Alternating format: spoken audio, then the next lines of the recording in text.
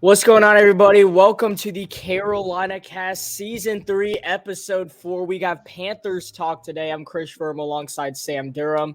And before we get into it, first and foremost, make sure you hit the subscribe button. We're on the road to 2,000 subscribers. We're almost there. Make sure you hit the subscribe button. The CarolinaCast is on a run right now. You want to check us out on Instagram and TikTok. We're very active on Instagram, not necessarily TikTok. But you know what? If you want to show the love and support, go follow us at CarolinaCast Sports. And we are highly active. Sam and I are both highly active on Twitter or /X. You can go follow us there, CarolinaCast_15. What is going on, everybody? Let's go ahead and get straight to it. So, Sam, from You Can Already Tell, we're already making new banners, this and that. We've already told the audience about the new stuff that we're bringing into CarolinaCast. But there's a lot of reinforcements that the Panthers need to bring in this offseason. But before we get into all that, I want to ask you, and this might be a very quick segment right here, are there any good takeaways we can take from this past 2-15 disastrous season? Well, I think that this is the first time since, if you look through the seasons, honestly, you could argue since 2010 that you can say that the Carolina Panthers are officially ready to tank. Because it's been a lot of mediocrity lately, okay? I've seen a lot of mid lately. It's nothing really special. It hasn't been really horrendous till lately. It's kind of like the bridge gates just finally opened. But, it's been a lot of mediocre. It's been a lot of third-place finishes for the Panthers, a lot of fourth place. Nothing really all that great, but it seems as if we are finally getting to the point where it's time for a new era. 2-15. I feel like that's a number that obviously has to be addressed at some point during this podcast. But outside of that, if you look, it is an entirely new regime in the Carolinas, which hopefully we don't have to keep saying this year in, year out. But hoping that the new key holder can do a lot better than the previous one. But, this is really a crashed car right now. They're just trying to fix the engine. But we'll see what happens. And I hear you mention the keys, basically. And we have two guys that now have to take over some jobs that we did not think we need to be taking over this year. Now, I think personally, I've never been that big of I've not been high on Scott Fitterer. I think this was finally time. I think we should have done this a couple of years back. I think it was time to move on from him. I don't think he was the answer.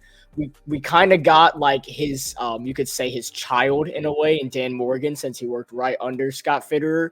And we went for a younger coach and we gave him the bag. And I'm not going to say giving him the bag was a bad thing, but I will say I am a lot more excited about our new head coach. You can see in the top right corner of your screen, Dave Canales, than I ever was about Frank Reich, just because of the potential that's there. And there's also potential on this team.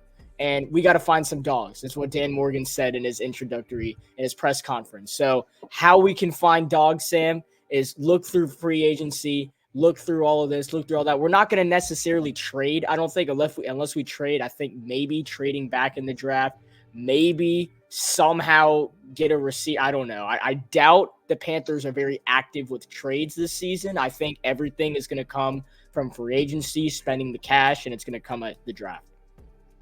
Yeah, and one thing that I wanted to point out is that contract. The Carolina Panthers are going to be paying 3 head coaches in one season this next offseason. That's like owning a restaurant and paying workers shifts who aren't actually at the restaurant working. So it's not really the most convenient of situations right now in Carolina, obviously.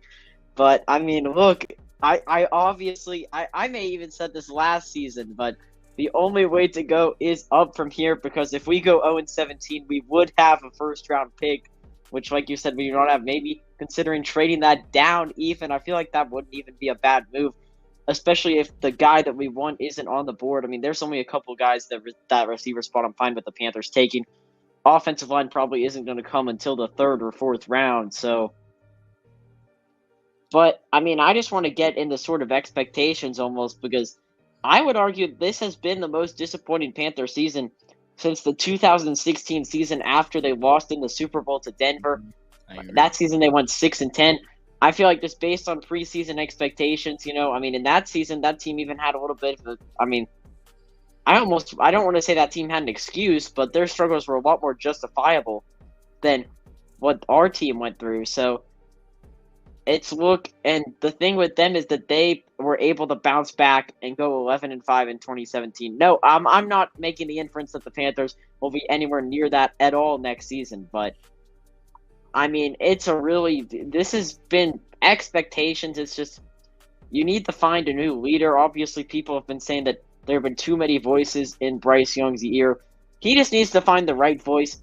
And if none of them are the right voice, then he needs to go back to what he was doing at the University of Alabama, because it was simply just not working last season. And a lot of people have said that he's really only like a third down running back in a sense for quarterbacks. You know, he can make that small play here and there, but that's it. I still think that there's a little bit more left on the table if he's given the right weapons. I don't think he's going to be a full game changer, like you said. I feel like lowering the ceiling a little it's appropriate at this point in time. I don't think he's going to be an X-factor quarterback, a guy who's a game changer, but I feel like he could become still a very good quarterback. I just don't see him reaching great.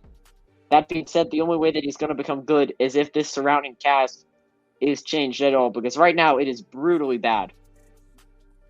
And it sincerely is brutally bad. And the changes will have to be made, and the changes are going to come through, once again, free agency. We're not going to have that much in the trading room, which is going to go ahead and take us to our next segment.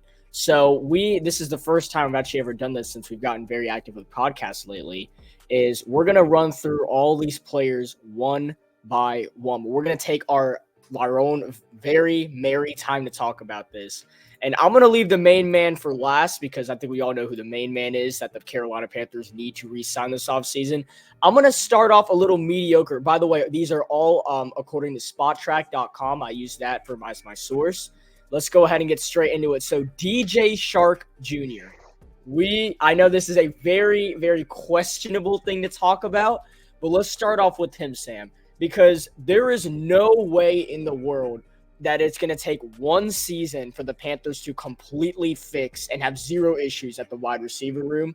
And we know right now, obviously we're not very unlikely to franchise tag DJ Chark, but we're looking at obviously his market value being another 1 year deal that he signed with us. He signed with us for a 1 year, $5 million deal and did not prove a lot. So I doubt that market value that's being listed right now is going to be $10.9 million. I think it could be a little bit less, maybe another $5 million contract. But in sense, what do you think about DJ Chark rejoining our squad?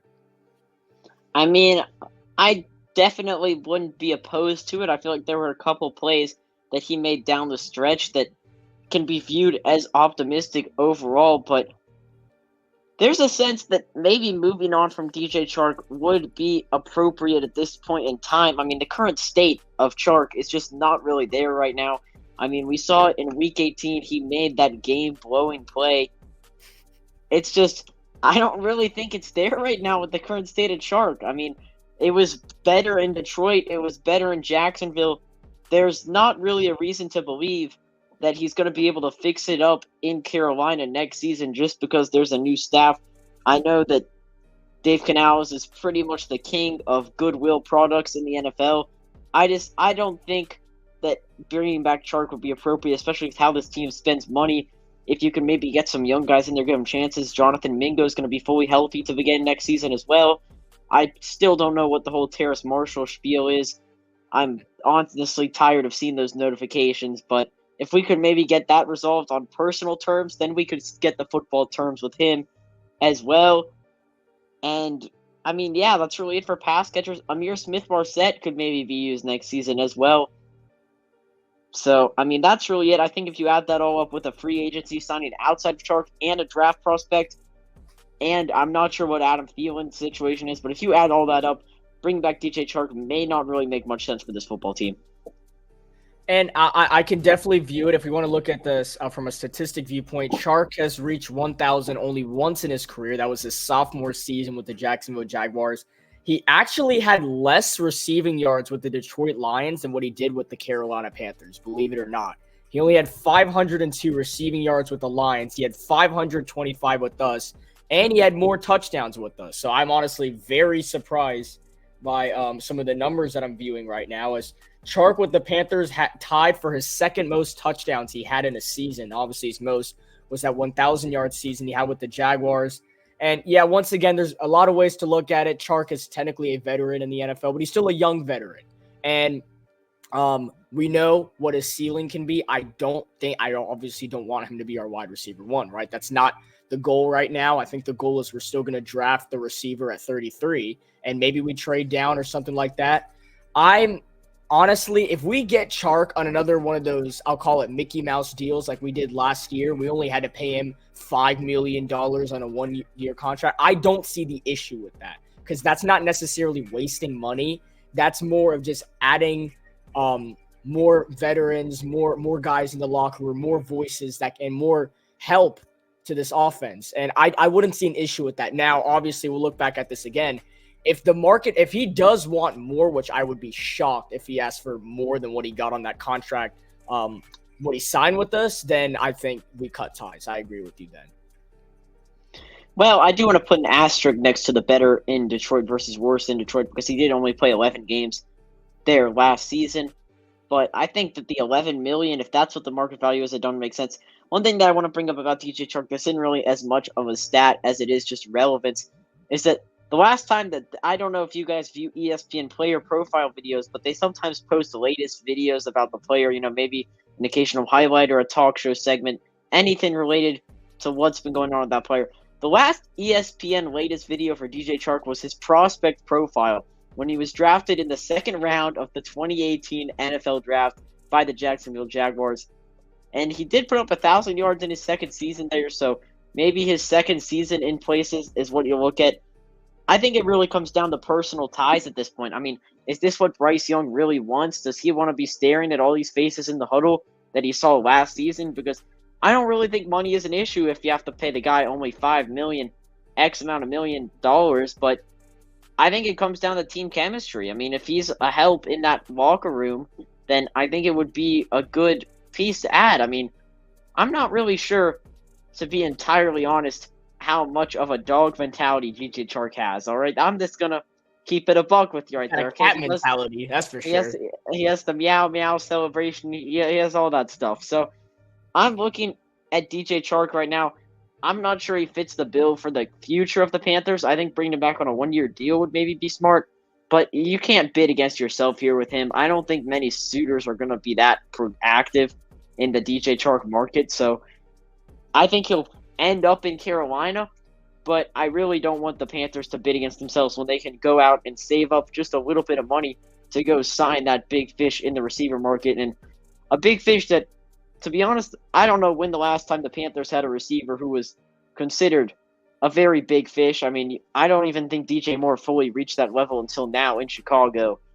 So I think it would be very nice if the Panthers could get a name like that on their team overall. And I think the wide receiver position is definitely one that is going to have its entirety, like the makeup of it, change next season. And yeah, we have two big-time wide receivers that we have coming up on our list. We'll get to that in just a moment.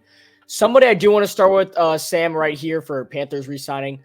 Arguably, the maybe one, like we were talking about positive storylines from this season, maybe one of the biggest bright spots was Frankie Luvu.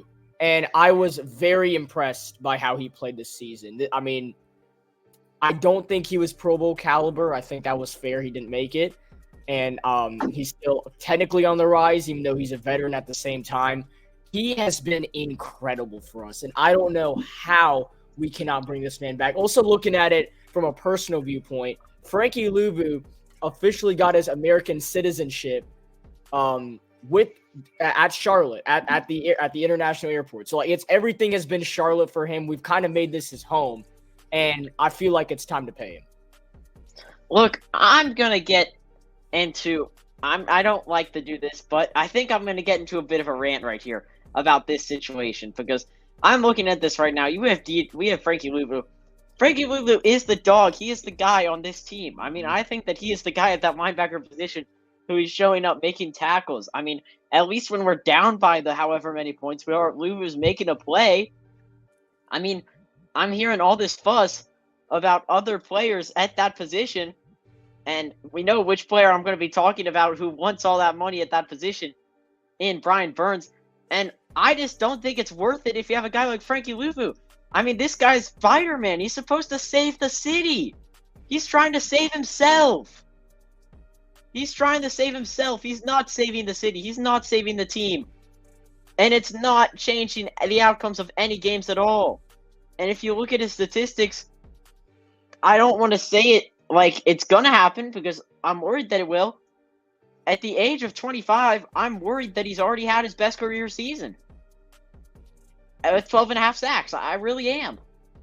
I mean, I think that it's something that I think needs to be looked at because if he sticks with us, you can just poke your two best offensive linemen on him, and he's not going to be able to make that many plays in the game. I mean, we look at this. Besides his 2 sacks in the last 2 games of the season, he goes 5 weeks without making a single sack, 4 weeks without making a single sack. And if you get rid of it, the one in Atlanta, that means that he pretty much had 4 sacks over 14 games. Mm-hmm. No, I mean, that's just, yeah. I don't really know. I mean, it's over 13. I guess he did have that one game where he missed, but I mean, I think that the Panthers have to know what they're doing with Burns at something at this point, because if you've been offered all these assets in the trade, whether it's with Baltimore, Los Angeles, and you don't accept the deal, and he ends up walking away for nothing, you're going to look entirely foolish. I'm sorry. You're going to look foolish. You're going to look like you don't know what you're doing at all, and it's not going to be justifiable unless the Panthers decide that they don't want to be competitive anymore. Because even if they decide that they weren't going to be competitive anymore, they would have taken draft compensation. So, in my opinion, it's a lose-lose situation either way across the board. I mean, we talk about the non-exclusive tag. That's the thing that hadn't happened in 24 years. So, if it's something that did happen, that would obviously be a savior. I think that's the only way that the Panthers can come away with a victory in this situation. As for the player that you asked the question about, though, Luvu needs to be re-signed by this team, or else I'm going to seriously question what it is. He's 25 years old. There is no justifiable reason. I mean, his market value is at 11. I would sign the guy for maybe $15 million. I mean, I think that he's a guy who really makes plays on the defensive end. I see him wanting to save the team. I see him wanting to care about the name on the front of the Panthers jersey. That's what I see in Frankie Luvu. And I think that if we get rid of it, it would just be a mistake. I agree. I want to see more of this. I want to see more of that. And you know what? I'm willing to pay him the price. I like 4 years, $45 million. Now, of course, I'm going to be that guy and say, oh, can we go maybe a little bit less, this and that. But at the same time, I don't want to. It's not He deserves every single penny in this contract right here, Sam. Yeah, I mean, like you said, he just got his citizenship, man. He's looking, for the first time, he's looking inside the United States. I mean, in my opinion, he's a guy who could say, you know what? Adios, I'm leaving. I think that you have to pay him. I think that paying him is a higher priority than paying Brian Burns right now, realistically. I'm not saying he's a better player. I'm saying that he's way better for his market value, and that for a team in the state of the Carolina Panthers, it makes sense to pay him right now. And looking at that, I would say that him and the other guy to the right on the Carolina Panthers banner are the two guys that the Panthers need to pay the most. Definitely, especially for our defense, for sure. And that's going to take us straight to the Brian Burns conversation. So, we're looking at market value. Now, obviously, this is just the market value. We're looking at 5 years, $108 million for Brian Burns. That is $21.7 million in annual salary. And that franchise tag, see, that's been the talk of the town lately. That franchise tag has been the talk of the town because we do not want to pay Brian Burns the money he wants. And I kind of agree with the Panthers organization. I don't think Brian Burns deserves a 5-year, $108 million contract. I think realistically it should be a lot less than that. I don't know why he wants to get paid more than TJ Watt, but I will say that realistically doing that franchise tag would probably, if we want to keep Brian Burns, I'm saying, doing the franchise tag or maybe even the non-exclusive franchise tag, Sam, which, yes, it has not happened in 24 years, but that still means that Burns can search for match sheet offers, and we can also see what is a contract that we can actually like let him choose his contract in a way. You know what I'm saying? Like we can just match that contract in a way. We can see what he actually wants front hand, because there's no way, not the Carolina Panthers, I don't think anybody will pay Brian Burns 5 years, $108 million after the season he had. I'm just going to say it frankly. I mean, first off, I think the only thing that I can come away with that is that he's nowhere near the value of TJ Watt, and that's respectable, okay? Look, Brian, this is my message. You're a great person, okay? I see you on the sideline. You're hyping people up, okay? I think that you're close with our quarterback right now. I think that you're a good guy in the locker room, okay? Brian Burns cannot pretend after this season that he is still him, okay? Brian Burns is no longer the Spider-Man. He is no longer the main character, okay? Brian Burns is moving on to, in my opinion, what would be a backstage role almost. I mean, we're talking about maybe getting another dog in the offense, maybe seeing J.C. Horn and Derek Brown fully reach their potential. I think it's not crazy, but I think it's a little illogical to call him the best player on the Panthers defense right now. And I think going in August, everybody was like, pay Brian, no, all this stuff. Thank goodness we did not pay Brian. Mm-hmm. I mean, that contract would have came out larger than a Saturday night dinner bill. I mean, it would have been pretty bad. So I think, just that's really what I have to take away with that, because it's almost like, with the tag, you can wait another season and you can say, okay, what if he regresses even more? You know, it's like, yeah, right. Mm-hmm. And is it even worth? You also said, do you want to take what you can have right now with this current state of Brian? Is he maybe at a lower value? But other teams aren't going to pay him that much. I mean, name a team that's going to want Brian Burns that badly. I mean, now, there's definitely maybe suitors. Jacksonville. I mean, it's like, there's suitors, but there isn't $108 million suitors. I mean, all those offers that we heard about Burns came at last year's deadline. We didn't hear any big offers from this year's deadline. So that clearly shows that we're not the only people seeing that there may have been a little bit of a regression in this season from Burns. I mean, he's been all right. It's just been nothing special, really. I certainly agree, and I think the franchise tag is the move right now. I don't think we're getting a deal done, because here's the thing. If I'm the Panthers, realistically, if you're going to get a deal done with Brian Burns, it has to be nowhere close to 5 years, $108 million.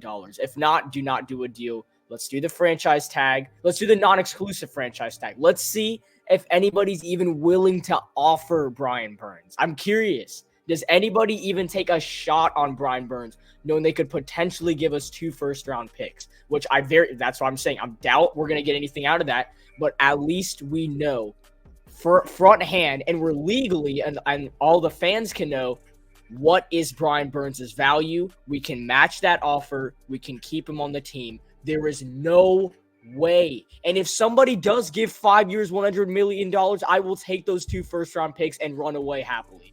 Personally, that's how I feel. In my opinion, with how the Panthers are right now, and how this organization's been in the Tepper era, to pay someone over $100 million, they've got to be really freaking good at football. I mean, okay, to pay someone over $100 million, I mean, that has to be a guy that I would give everything for. And I don't think Brian Burns at this point in time is worth over $100 million in a commitment right now. It just doesn't make sense. We're talking about paying this guy $20 million when he's 30. I mean, this is a Taylor Moton clone in front of our eyes right now. And we're not even realizing it. And we're not realizing it. And it's going to come back in 5 years. Oh, who's that guy who's taking up all the salary cap? 20 mil. Oh, that's Brian Burns. Oh, who signed that contract? That was Dan Morgan. That was his first signing. Yeah. I mean, seriously, it's like we are staring at him right now. We are staring at Brian. We are staring at Taylor Moton. You know, we're staring at Bradley Bozeman. It's like, come on, man. It could get really bad. I don't want to talk about it like it's in the dust right now, because I did say, we got past August. It still could be really bad. Yeah, and I think there's a lot of – I think for Taylor Moton, I think, Sam, I know this is going to sound weird. I think he does deserve the pennies. Now, Madden can say what they want. Madden can give him an 82 or whatever his overall is. All these people can say what they want. Just look at the statistics. Look at what Taylor Moton has done. He is the only thing we have. If we did not have Taylor Moton on our offensive line, we would have gone 0-17. Taylor Moton is an incredible tackle. And I think he is worth it. Obviously, we want like $5 million less, something like that. But still, that is not as bad as an overpay as I think people think. I think it's just his age and his cap hits that make people not like Taylor Moton that much. I still think Taylor Moton deserves the cash. And I think when his contract runs out, I think he'll respectfully retire with a cheap contract as the Carolina Panther. And I think that's obviously a story for another day. I think Taylor Moton deserves his cash. But yes, I agree. There are a lot of people that do not deserve the cash. Brian Burns does not deserve a 5-year, $108 million contract. And with that being said, we are going to take a quick commercial break. When we come back, we have several free agents that could be a Carolina Panther next season. We're going to discuss it right here. You're listening into the CarolinaCast podcast.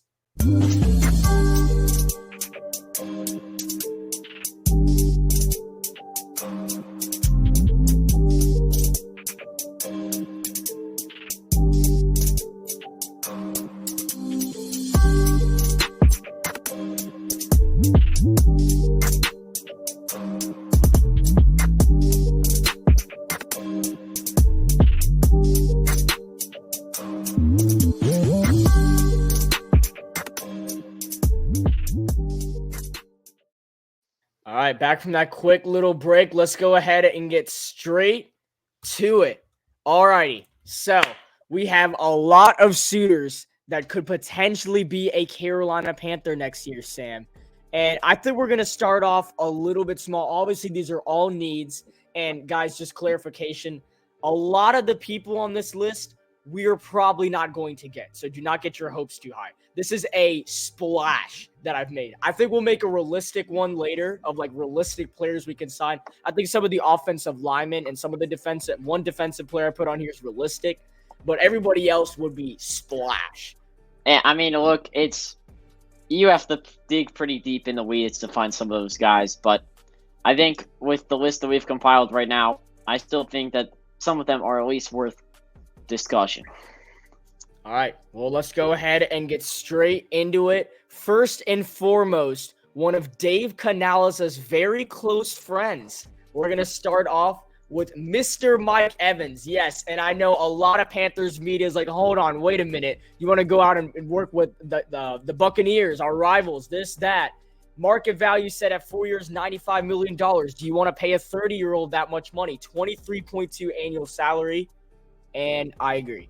I don't think we should sign Mike Evans just because of how much he's going to cost. I'd love to have him on the team. He's gotten 1,000 yards every single season of his NFL career. I don't know how that translates with the Carolina. I'm not saying he's not going to get that. If Adam Thielen could get 1,000 yards, then obviously Mike Evans could. But I'm not going to go out here and say he cannot get 1,000 receiving yards. My point is, I don't like this contract. I know it's going to have to be something like this to bring in Mike Evans because there's no way he has interest joining the Panthers. This is all just Panthers media getting hype, this and that. Like, oh my goodness, Dave Canales, Mike Evans, this, that. Dave Canales likes tweet that Mike Evans might come to Panthers. I don't want to hear any of it. I don't like this move at all. We need to stop signing old 33-year-old wide receivers to be our best player on offense. Absolutely not. I don't like this, Sam. I mean, this is a guy in Mike Evans who, in his career, despite playing for the Tampa Bay Buccaneers, he has lived up to a standard of greatness, okay? We look at Mr. Mike here. He has more rings on his finger than this entire franchise. So that has to be a motivating factor when it comes to his free agency signing. All right, he's getting to the point of his career where it's coming down to Super Bowl number 2. And unless he is, I don't want to say this in a mean way, but unless he is thinking like Adam Thielen was when he said Super Bowl contender, I'm not really sure what condition Adam was in when he joined that talk show, but I sure hope that Mike Evans is doing a little bit better. And if he is doing a little bit better, he knows that this is not the right time to join the Carolina Panthers. No, definitely not. And I still am baffled by Adam Thielen's words when he said that. Oh my, I'm Probably- flabbergasted. It's like Bryce's pick against the Colts. It was like, wow. Like no emotion or anything. But anyway, we're not here to clown Adam Thielen. We love Adam Thielen. Gave us a 1,000-yard season. Was very fun to watch this year. And I hope we get to see you next season. But if we don't, Oh my god. Retirement. Anyway, it's okay, Adam. I get somebody you. that You have the right to hang him up, Adam. put up the cleats, Adam. Anyway, let's get straight to the guy that I think every single person, I at least from what I know, everyone wants. And that is Mr. T. Higgins, number 5 on the Cincinnati Bengals. Yes, I had to put his Super Bowl image on there because that's the wide receiver one we want playing for the Lombardi Trophy on our squad. His market value, 4 years, $74 million. So, ironically, less than Mike Evans. His 0.6 annual salary. And the relationship I do want to goes to home. I do want to say though, I think that contract is going to cost a little more than what was on there at least. I am going to keep it a buck with you, okay? This is T. Higgins here. I mean, his mom's pretty active on the socials. You know, he's probably going to be asking for a decent amount of money. In my opinion, though, here's the thing, okay? If you don't want to play with Joe Burrow, who do you want to play with? You know, I mean, it's like, who do you want to play with, really? Because you're not going to Kansas City, you're not going to Buffalo, and you're not going to Baltimore. Which, the more that makes me think about it, makes me think he could go to Houston. But outside of that, that is the only quarterback, either Houston or the Chargers. That's the only two places that are justifiable at this point to go play with. To go play at this point, it's Houston and it's the Chargers. Okay. Bottom line, there is nobody in the NFC that is near Joe Burrow at the quarterback position. Okay, I'm gonna be honest. That's no offense. No offense, Jaylon. No offense, Dak. Okay, maybe you'll get there soon, Jordan. You can't even talk about the NFC South in that. No, not yet. I mean, at least. you're talking about Baker. Okay, he's a part-time football player. All right, let's just be honest here. Okay, he's a good player. He's a part-time player. All right, look at New Orleans. I mean, that is. Oh, I want to say, I'd almost rather give up 2 firsts and 2 seconds than $50 million to Derek Carr. But And David too. I mean, both the cars were down. outside of that, if we look here, I'm not sure how T is. I think the only justifiable reason here is coming home. It's gonna cost more for the Panthers than it would for a lot of other teams, though. The only way that the Panthers can get T. Higgins is if it's a reach. It can be a good signing, but the only way that it happens is if it's a major reach. Yeah, and I think there's a difference with a reach and a major reach. And I think our goal to getting T. Higgins is to reach because we know that we have to reach. So I would not, Sam, I would not be surprised if Mike Evans' contract turned into T. Higgins' contract. I'm saying, I think that if you start the conversation at the $80 million threshold for that 4 years, I think that with the $20 million AAV, I think that's where you start. If that doesn't get anywhere, I think you can't go over 100. You can't go over 90. That's too much. Yeah. You can't go over 90. I mean, it's like, really? 90s is. I feel like 90s like give or take, but like still 90s. 90's the line, dude. I mean, that is like 90's it. That 90's it. That's awesome. If we go over 90 for 4 years, then it's a reach. You can mark my word on that. But, that is a massive reach. Yep, I agree. Yeah, so we'll have to see how that one plays out. But if we want to look at some realistic ones before we get to our next segment, I like these two offensive line. We'll run by this quick. So I want to do this our next segment very quickly since we're running out of time on the podcast. But some of these underrated offensive lineman gems I've been looking out for. I found Jonah Williams, also somebody we could steal from the Cincinnati Bengals. We're looking at a 4-year, 43. I mean, he looks like Jake, man. He's a big boy. 4 years, $43.4 million. Looking at 10.8 annual salary. And Yeah, the relationship is he could join good old boy T on the offense. So Well, they have Jonah. I'm really. I think that the guy that he looks more similar to on our team is Hayden Hurst. Hayden But, Hurst, yes. tight end, you need some help there. I will say maybe a tight end signing. Maybe. I should have looked into that. Forgot about tight end completely. But There's just it's too many fine. holes to fill. Look here, I'm not really that analytical when it comes to our offensive line. I haven't invested much time in finding replacements because to me anything is an upgrade at this point. I mean, outside homeboy Taylor, who actually did have a pretty good season, I just don't think he's worth all that money. If we could get a guy like that, I would say that if we commit to an O lineman though, I really only want to commit to him for 2 years or less because I feel like 4 years would be a stretch.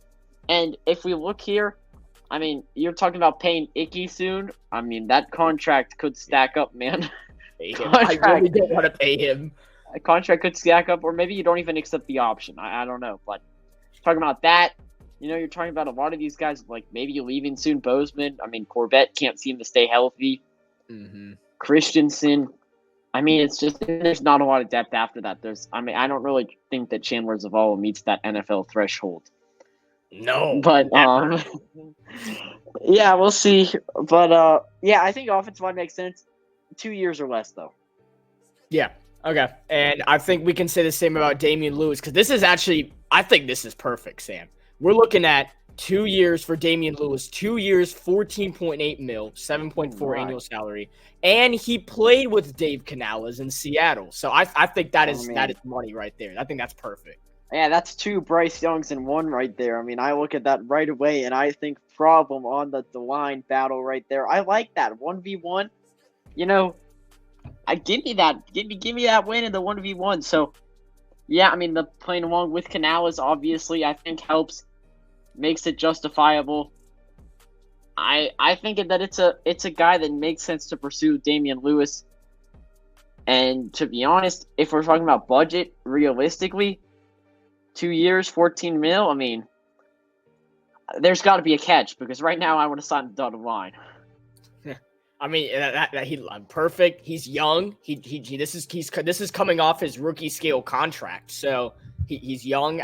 He was on the championship LSU team. So there's a lot of good perks about Damien Lewis. I'm definitely interested. We're gonna fly by these next 2 guys. Jonathan Greenard, if we can steal anything from the Texans, 4 years, $53.8 million. I know that's a big contract, but I'm looking at this as a potential Brian Burns replacement, is to kind of cut the value down. Let's say we do trade Burns for something or just get value out of Brian Burns, and we decide to downgrade a little bit at this position. Bring in Jonathan Greenard, young defensive edge, looking at a 13.4 annual salary, and the thing we know about him, he works very well in a 3-4 scheme, which is what Ejiro Vera runs on defense. So I think that'd be a solid signing right there. Yeah, I mean, look, it's already coming down to the point where a Brian Burns replacement may need to happen, which I don't want to say, but I mean, we're looking at that perhaps. And there are definitely ways that we can go. You look at Greenard, though, he's definitely a difference maker. It really just, in my opinion, comes down to what the mentality is, because, I mean, is it worth jumping the gun and trying to get guys to fill holes that are meant to be good this season? I'm not really sure that it fully is for the Panthers, I mean, it's... Okay, yeah. I think you may have to look... You may have to look a little younger. And I feel like that is something that applies to a lot of guys. I don't think it applies to the next guy, though. Yeah, and the next guy, this would be called a splash. And hey, if we want to make the no-fly zone, we want to help out the Charlotte Hornets and make a let's fly kind of thing, but no fly right here. You trade Dante Jackson for whatever value has. I'm thinking maybe a middle 3rd round pick is the best thing we could get for Dante Jackson. Unfortunately, I think that's the best thing we could get for Dante Jackson right now, just for how injury prone he is. Make a splash, Dan. Make a splash. Bring in Jaylon Johnson. And I know the market value is high. I know the annual salary, we're looking at 5 years, $78.7 million, 15.7 on that annual salary. Once again, he works well in a 3-4 scheme, which isn't that big of a deal for the cornerback, you could say. But if we make the no-fly zone, This is only if J.C. Horn stays healthy. J.C. and Jaylon. We're going to need some nicknames for J.J. right there. I would love that so much. Yeah, I mean, that would be an illustrious signing. And moving JC to CB2, I feel like would maybe even make him able to stay healthy for an entire season. So I think if you do that, it makes you less reliable on JC because realistically, you have to move JC. If he gets injured, you have to move whoever CB3 is to CB2. So I think pursuing a good corner is worth spending money this offseason. And yeah, I think JC, whenever he has to play the slot corner position, is where his injuries have really like caught up to him. So if we could bring in a guy like Jaylon Johnson, maybe make him the slot corner, JC can play on the other receiver. And then what I'd like the Panthers to do this upcoming draft class, let's say we do get Johnson and we do trade Dante, all this stuff goes the way we want it to in a way.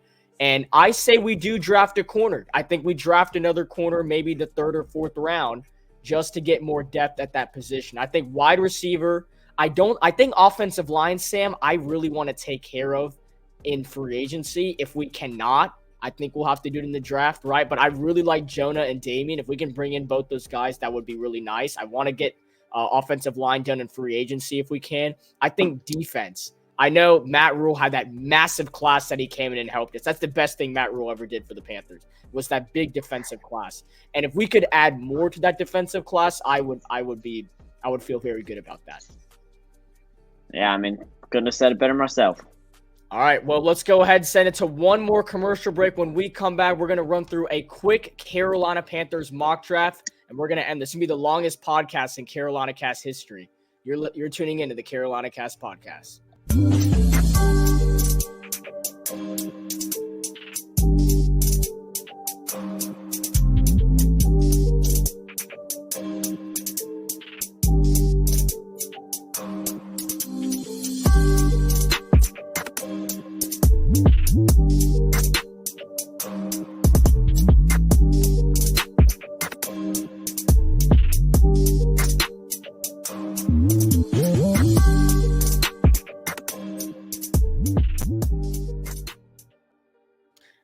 We are back here, and as we are getting ready for our mock draft, make sure that you guys hit the subscribe button. The CarolinaCast is on the road to 2,000 subscribers. If you want to check us out on Instagram or TikTok, we are at CarolinaCast Sports. Once again, very, very active on Twitter/X. We are CarolinaCast_15. Let's go ahead and get straight into our mock draft, Sam. So, guys, I do want to say, Chris, before we start, I want to talk about some strategic stuff here because we are technically the general managers in this mock draft. I don't think trading up makes sense for the Carolina Panthers unless you want to trade up in the mid-20 zone if a guy is still available. Otherwise, I think that we just sit back and watch. I have to speed it slow so we can kind of relax. So, first pick, no surprise. Malik Neighbors goes number 2. It's a command move. So that means that Jane Daniels is going to slide all the way to the Whoa. Jane Daniels is still oh my goodness a board, I believe. There he goes to the Rams LA at 19. Okay, Ladd McConkey goes to the Eagles at 22. Troy's so a guy, if you want the Panthers, if you want the Panthers to get him, then you're out of luck. Wow, J.J. McCarthy is the highest ranked player here, which means that with a quarterback like that up there, you could get trade offers. We have offers from the Falcons, the Dolphins, and the Ravens. Wow, the Falcons. It's funny. All right, let's see. So we got Donnie Mitchell, Keon. I think it comes down to these two, Chris. I think so too. And the reason that I say this is because I'm looking at yards per route run. 1.72. I like guys who have quick route runs. 1.74. Drop rate, 3.8. Drop rate, 1.8. So he can hold on to the ball. Grade versus man coverage, 67. Grade versus man coverage, 70. Ooh, 71. Overall, Ooh. I think it tops it by just a little bit. I'm overall going to take Keon Coleman over Donnie Mitchell. I think Coleman's going to be gone, to be honest. But in this mock draft, I think we're going to take him here at 33. And yeah, I am a Florida State fan, so I try not to be biased by it. Keon Coleman is a dog. You can throw up a one-on-one ball to him. And Dave Canales talked about in his press conference how we have to get the ball off fast, especially since we do not have the best of offensive line. We have to get the ball off fast. I think Keon Coleman is perfect for that. All right, so sounds like a plan. Keon Coleman drafted. All right, going to see what else happens. Donnie Mitchell goes to the next pick. Right after, yep. There you go. That's very justifiable. Who will the Giants make the QB splash? The Packers. Whoa. The Packers pass up on Jordan Love and go JJ. I mean, imagine if this was the NFL universe that we live in. Bo Nix to the Vikings. Xavier. Oh, that could be a problem. We maybe should have looked at Xavier Worthy, to be honest. But yeah, I think he's going to be good. I think that his combine's going to make him go a little better. I still think Coleman's going to be the better receiver. I wouldn't be surprised if he ends up surpassing some of the guys, though, especially like Vlad McConkey. I think he could overtake him. Oh, I like Chop Robinson. Dang. Or Simon Robinson, not able to go. Braylon tries too. Okay. Looking at these players, there's a couple trades I just... Oh, Devontae Walker's still on the board. Xavier Leggett's still on the board. Jerry Rice's son is up there, Brendan. Let's see. Here? I am still going to say, though, I think that at this point, you already got your brand new toy in Keon Coleman. I think that you need to rip off the Band-Aid at guard and just make your move. I think Christian Haynes is the guy that you can do that with. Yeah, I don't know. Unless you want to go differently. You can have me scroll over all that stuff. Totally. Who is Blake Fisher? Can we learn more about Mr. Blake Fisher right here? So Fisher has some pretty... I mean, I think that they needed guards. I mean, we had like 5, 6, 7. We were changing guards like we were changing clothes last season. You know, I mean, it might be too risky to trade back because Haynes looks like the only good guard. Average draft picks 59 too. You can get receivers. You already got a receiver. I mean, I don't think there's anything special about some of these guys. I mean, I think that if we want to address the need, though, if we want to look at like guards, you're not getting another one till like there's a 30 pick drop off. So yeah, I think we take a shot on Christian then. All right, so take a shot on Christian. The next pick ends up being Devontae Walker, and then Blake Fisher goes to the Commanders. Okay. A lot of moves going on here. Panthers' next pick is at 102, so a bit of a resting period. Spencer Rattler, so the Broncos take 2 rookie quarterbacks. A little bit of a competition over there. See what else is going to happen here. Dolphins forfeit that pick, obviously. Cowboys take Blake Corum. There goes Mahogany. And here's where all the good teams are picking now. Let's see what's going to happen here. Not a lot happening, hoping that some positional needs are still on the board. And okay, 2 running backs are at the top. There are 0 trades, so we have to make a pick here. There's Cade Stover. That may be the man. Let's see what else there is, unless there's anything crazy here. I don't see it. Braylon Allen, Jordan Travis. Braylon Allen, I mean, I'm not. Will Shipley's kind of nice, but I don't. Yeah, but I think that. I think it's Bucky or Ray. I think it's Cade Stover. I agree. I think Cade Stover is the guy right here. What do you think? Yep. I mean, there you go. Cade Stover. You can pack your bags, Tommy. We don't need you anymore. But no more of those jumping celebrations. All right, so there's another 60 picks here. Do we want to make a trade up? Yeah, we do. Is the question. It is a wild. Have a bit of a gap right here. Do we want to maybe wait till do we want to make a trade at the beginning of the 5th round? Maybe. Yeah, I think maybe the 5th round we should move up because this is. I mean, we know Morgan's taking a nap right now. We need to wake up. Come on, guys. We need to do something. Okay, Cleveland. Do we want to go for them? That's our pick. Oh yeah, we want it back. Oh, we traded that for Baker. We're getting that thing back. All right, I think that we should throw in a player. All right, I'm just gonna keep it a buck. Okay. Birds. I think the first player that we think of when we think of trades is Miles Sanders, and this trade would be accepted. Now, the only problem is that if we trade Miles, we have to get a running back. Unless there is. Also, I didn't even know Deshaun Corbin is on. Okay. Actually, you know what? Is a player. I don't want to do that. So we want to get rid of Miles Sanders. Okay. Yeah, but could we get another pick? We can get more. Maybe Not around 3. Around 4. Can we go more? Around 6? Can we get Okay, something maybe from this year too? 156. Okay, 48% chance. Let's try it. Let's send it, boys. No. Cleveland's not buying it. Maybe a 205 and around 6. That 73 looks good to me. Yeah, I don't know why they're I'll so throw good. I'll throw in 228 in there as well. Okay, nobody wants to trade 5 draft picks for Brian Burns. I totally understand it. Let's do that, man. Let's try that. I think we're going to. Whoa, So take out maybe round 6 Brian's next year. Brian's trade value is diminishing. Maybe we just go for these 3 picks. Yeah, let's just do it. I'll throw in Yeah. the round 6 as well. Okay, Jordan Alright. Travis is the best player available, but could play we running did back. just trade our running back, which kind of makes me want to trade when we have all these picks later. So, oh wow, we really struck out in the running back department. Yeah. Wow, I actually thought maybe Bucky Irving or Ray Davis would still. You want to check out running backs real quick on the. Wow, I'm honestly shocked right now. I think waiting for Dylan Johnson is going to be the move. So how about we do somebody else then? Let's wait.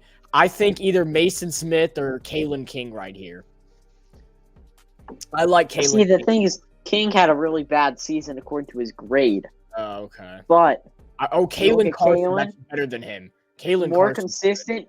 He's from the local area. Average draft pick at 90. I feel like this is a steal right here. Yeah, Kalen Carson. Hey, bring him home. He's from Wake Forest. Let's go.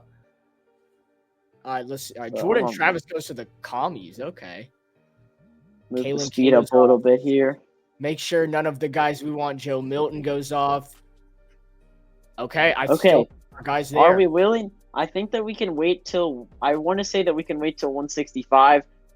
I think that we will for Dylan because there's 2 running backs ahead of him. So I think that we can wait till 165. Okay. I really hope that pans out. All right. I feel like linebacker could become a need. Do you want to stack up on Michael Barrett right there? I think it's the best move. Working with him, Shaq, and Frankie. Best player available mindset, I feel like, is something that definitely needs to be adopted more. And we end up getting Dylan Johnson right there at 165. That is a pick that needed to be made. 3 more selections in what has been a very successful draft, I would say, so far. I don't know why the Vikings are. Oh, we traded our pick to. Whoa, we traded the pick to Minnesota. I don't know what trade that was. Yeah, I honestly cannot remember. And then we get one from Arizona. Okay. I would have liked Jaheim Bell, but we already took. I would have liked Jaheim Bell, but we already took one. Which do we go safety? I know we don't talk about it a lot, but our safety depth is kind of old. I feel like maybe going for a receiver. I feel like would maybe be good here, though. I don't like any of these receivers. I feel like I don't know. I have a weird feeling that safety would be kind of like a Jaylon Simpson right here. I think that's the best player available, so I think it makes sense to take him. All right, let's take all right. Last time we drafted somebody from Auburn, it turned out pretty well. I mean, Cam Newton and Derek Brown. So, come on, guys. Let's keep it up. That logic usually does not go well when it comes to the Panther way, but we're gonna keep it up regardless. A center, ooh, that is enticing. A center would be nice. I am gonna be honest. Trying to see what I want to hear what your thoughts are on. The last time we drafted an NC State offensive line, it did not go well. I want to hear your thoughts on maybe getting Hunter here, though. You know what? I think I think Penn State had a very, very good offensive line and defense last season. That's what really helped them. So I think Hunter's a very underrated pick right here. All right, one final pick here. See if any big names. Frank Gore Jr. goes to the Niners. Of course. Chase McClellan to the Cowboys, and now we have the pick here. Could get hometown boy from North Carolina. From Coley, just a little bit down the road from where I am, but Jordan Whittington maybe. Yeah. Isaiah Davis has freakish grades, but he also played at a little bit of a lower level. So I'm trying to see maybe best guy. Do we stack up on linebacker? Do we go with maybe what's his name? Yeah, Hardy right there. I think that stacking up on another receiver wouldn't be bad. All right, let's do Whittington then. I do kind of I think Whittington would be a solid draft pick here. You know what? I think All that was a right. pretty solid draft. That will do it for our mock draft. And okay, I'll take it. Let's see. That is a The solid class. they didn't Did like not they didn't like that they didn't like Caitlin. Kalen Carson. That was Got it. All right. didn't like Kalen Carson, but I think that trade was still pretty decent, especially if you can get a round 6, and you also get Michael Barrett, and you get Hunter. I think that was pretty fair for a guy like Miles Sanders. That may not be the most realistic trade, considering that the Browns already have Nick Chubb and Jerome Nick Ford. Chubb and Jerome Ford. But, Well, I mean, at the end of the day, we just dumped off another contract, so that is and beautiful. that's what you got to do sometimes. So that'll do it for the mock draft segment. All right, and thank you all for tuning in. That was actually, honestly, a lot of fun. I think we're going to do a lot more of these in the upcoming future. I think a lot of these quote-unquote yap sessions, you can say, that was fun. But thank you all for tuning in. Once again, make sure you hit the subscribe button, the CarolinaCast, on the road to 2,000 subscribers. Once again, Instagram, TikTok, at CarolinaCast Sports, and the Twitter/X, CarolinaCast15. So Sam Durham and I, we say so long. With the rest of our crew, we say so long. We're at the bank right now. We're going to check out. We'll see you all in our next episode.